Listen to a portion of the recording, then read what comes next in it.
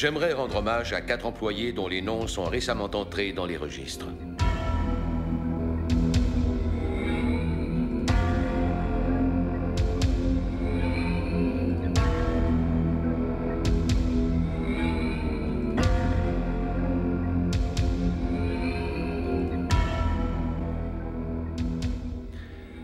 Le message est clair. Si vous prenez des raccourcis en ce qui a trait aux procédures de sécurité et surtout les condamnations d'accès, tôt ou tard, vous ferez inévitablement partie de ces statistiques. Ne soyez pas un autre candidat pour le registre. La sécurité, c'est votre affaire.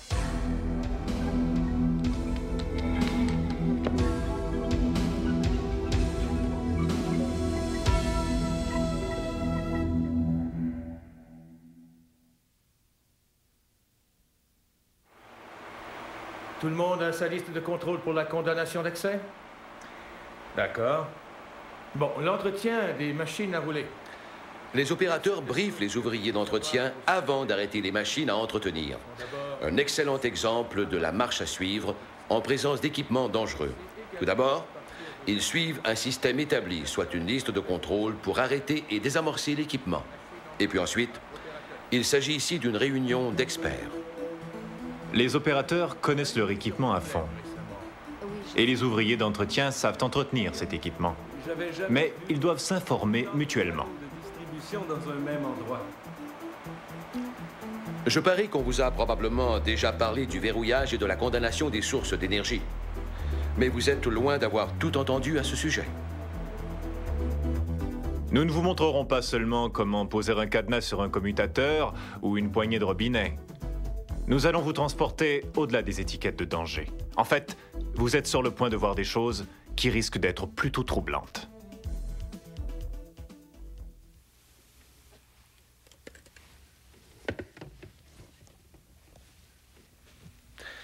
Les accidents.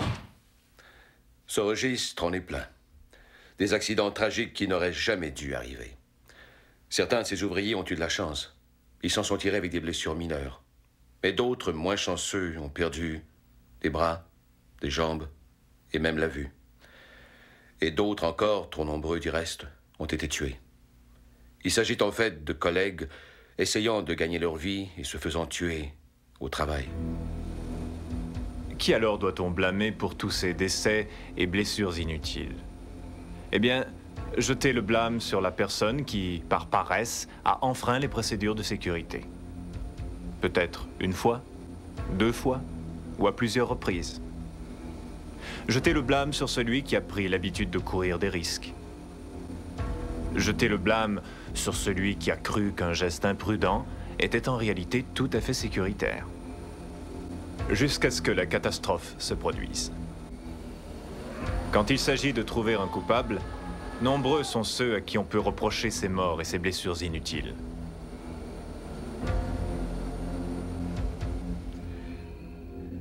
J'aimerais vous montrer une série de faits vécus. Chacun d'eux marque la fin d'une vie ou ce qui a failli l'être. Regardez bien ce qui suit, parce que vous allez voir comment ces accidents auraient pu être évités, et vous apprendrez comment éviter qu'il ne vous arrive à vous et à vos collègues de travail dans votre installation. Étudions le cas numéro 1.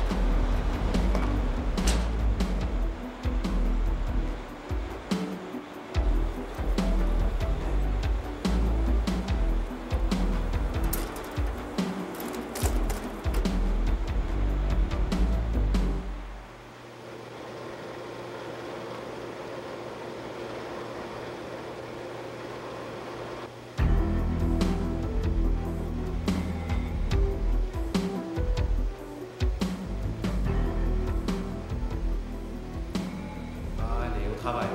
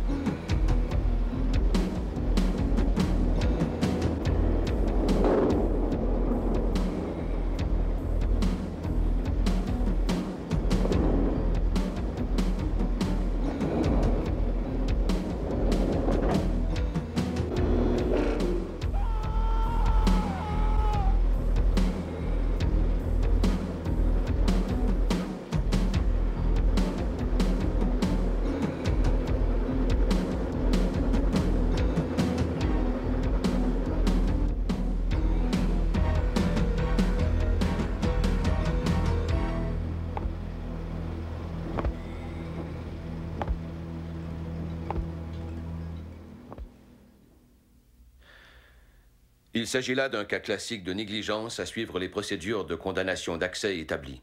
Cet ouvrier d'entretien s'est malheureusement suicidé. Il est bien possible qu'il procédait ainsi depuis très longtemps en s'en tirant à bon compte.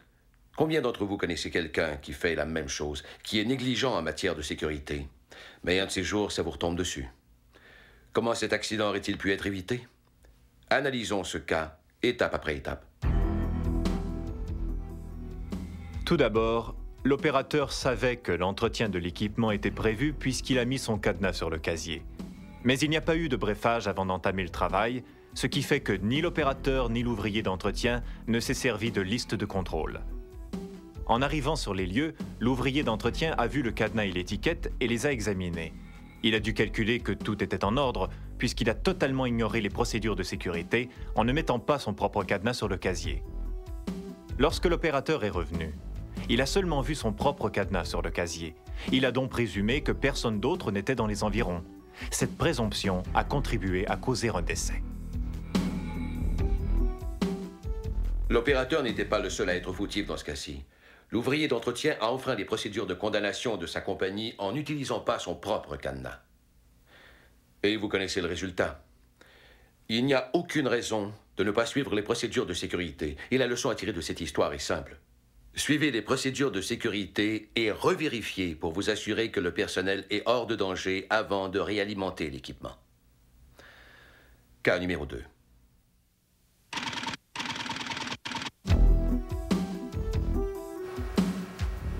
Non, c'est pas la bonne clé. Ça doit être l'autre. Ah oui, d'accord. Alors, comment va la famille? Oh, pas mal, merci. Et la tienne? Ah, très bien. Ma femme est sur le point d'accoucher. Ah bon? Votre premier enfant? Non, c'est le 3e. Ah, moi, j'en ai qu'un seul.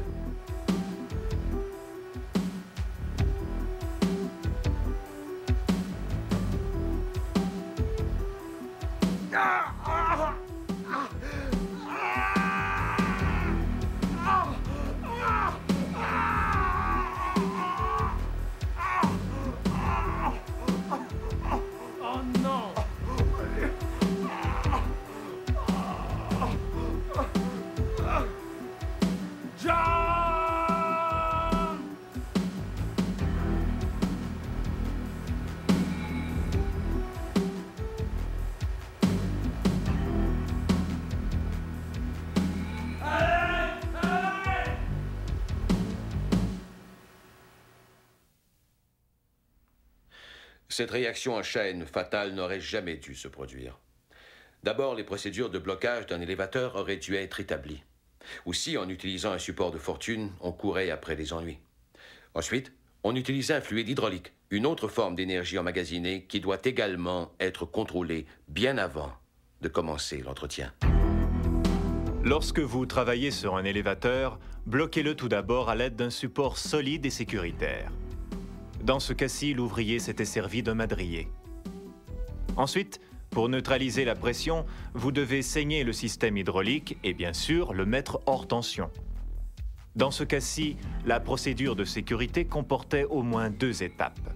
Mais quelqu'un les a sautées. Dans le domaine de l'entretien, de tels raccourcis peuvent écourter votre vie.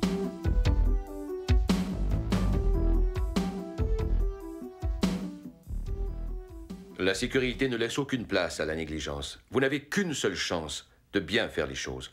Alors suivez les procédures de sécurité, comme il se doit. Étudions le 3e cas.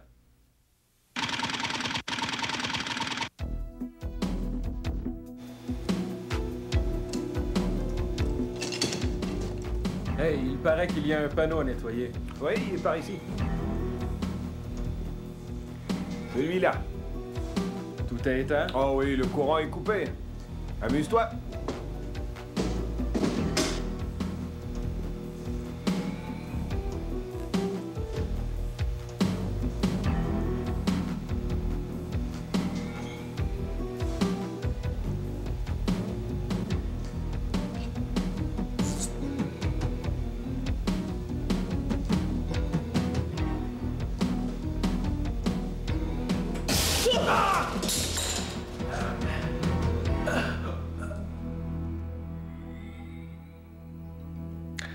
Ce pauvre gars a eu le choc de sa vie.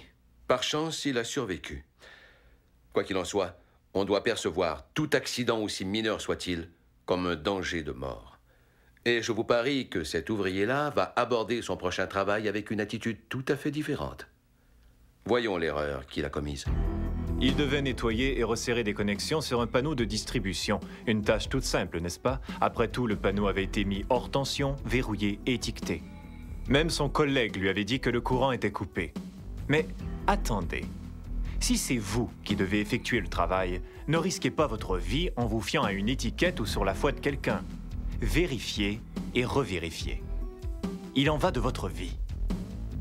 Dans ce cas-ci, l'ouvrier n'aurait pas reçu de décharge électrique s'il avait pris quelques secondes pour s'assurer que le courant principal alimentant le panneau était réellement coupé. Et par précaution, il aurait dû s'assurer qu'il n'y avait aucun fil sous tension dans le panneau à l'aide d'un contrôleur comme le fait cet ouvrier. Et voilà, c'est tout. Auriez-vous aimé être le dernier gars à lui répondre « Ça va, le courant est coupé ».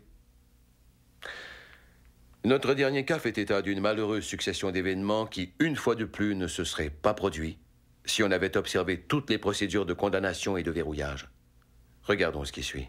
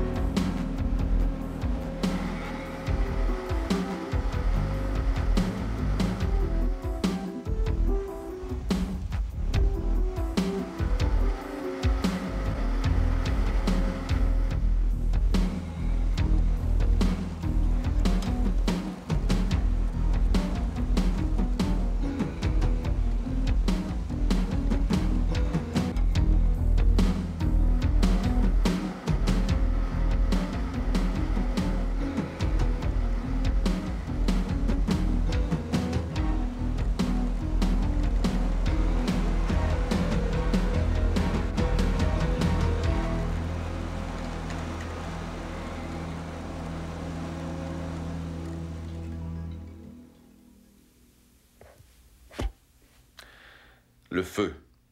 La simple pensée d'en être victime suscite la panique chez n'importe qui. Et voir quelqu'un périr par le feu de cette façon, c'est terrible. Posons-nous la question.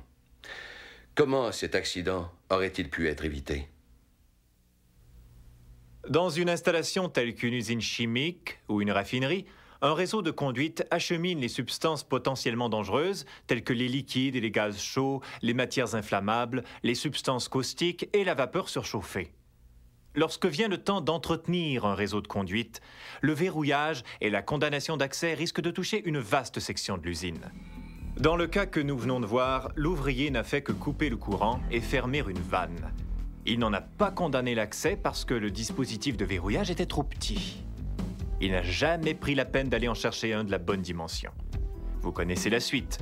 En relevant le manomètre, un autre ouvrier a constaté que la pression était nulle. Il a donc remis le réseau sous tension. Après tout, il n'avait aucun moyen de savoir qu'on effectuait des réparations sur la ligne. Comment pouvait-il savoir? On ne s'était servi d'aucun cadenas, d'aucune étiquette, et il n'y avait eu apparemment aucune communication entre les services. Qu'aurait-il fallu faire?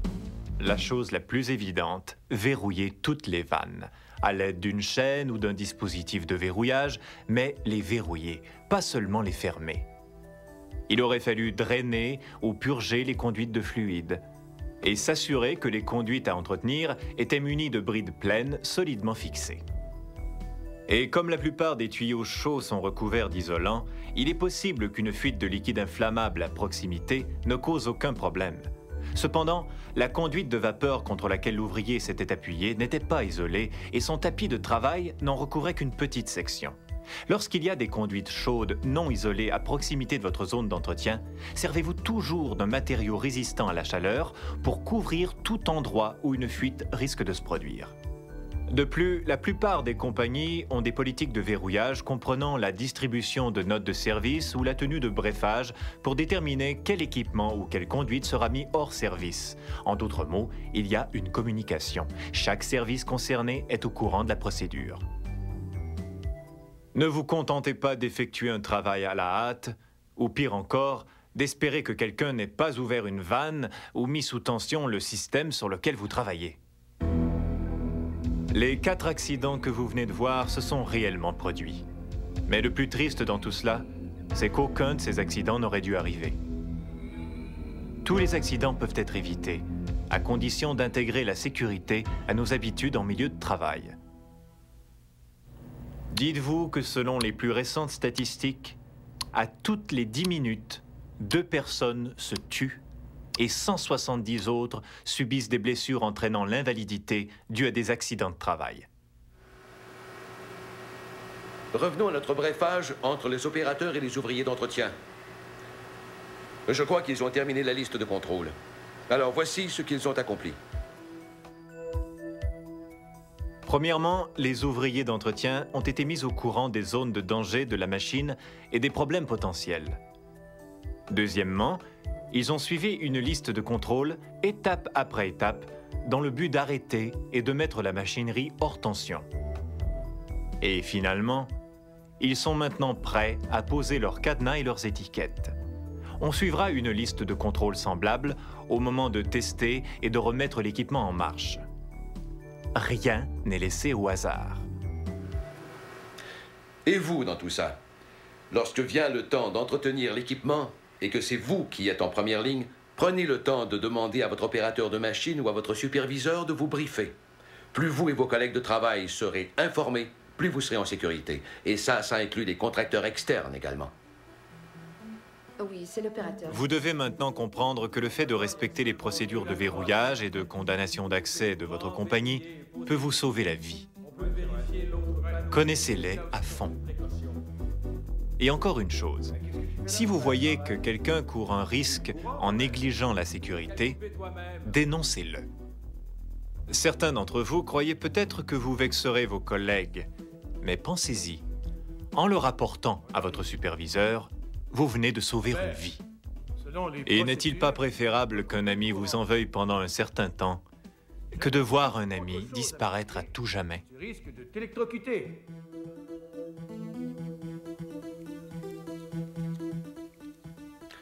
Le verrouillage et la condamnation d'accès doivent se faire étape après étape en tout temps, avec les connaissances et la coopération de tous les membres de votre équipe.